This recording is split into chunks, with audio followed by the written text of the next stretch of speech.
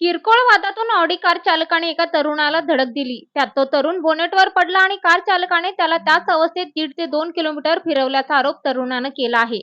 Rio जॅकेप Matthew असं या तरुणाचं नाव आहे. पिंपरी चिंचवडमध्ये हा धक्कादायक प्रकार घडला.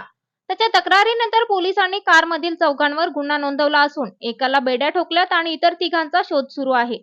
तर 1 डिसेंबर 2024 संध्याकाळी 9:45च्या दरम्यान मी बिजलीनगर आकुर्डी रेल्वे स्टेशनच्या रोडनी जात होतो. त्यावेळेस मागनं एक ऑडी कार जोरात येत होती. 70-80 स्पीडने हॉर्न वाजवत मी त्या गाडीला साईड दिला, तर त्या गाडीने मला ठोकर मारली आणि पुढं निघून गेला. पुढं जाऊन त्यांनी गाडी स्लो केली. तर त्यावेळेस मी त्याला विचारलं की आता गाडी कशी चालवते तू, गाडी ठोकून गेली मला. तर त्यावेळेस ते 3 पोरं आणि एक पोरगी गाडीत बसलेले होते. सगळे दारू पिलेले होते.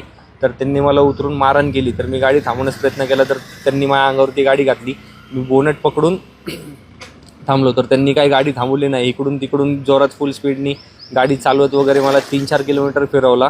आणि मग तिकडं बिजलीनगर एरियामध्ये तिकडं त्यांची गाडी स्लो झाली, तर त्यांनी मला गाडीवरनं पाडलं. मी तिकडून पडलो गाडीवरनं आणि ते पळून गेले तिकडून.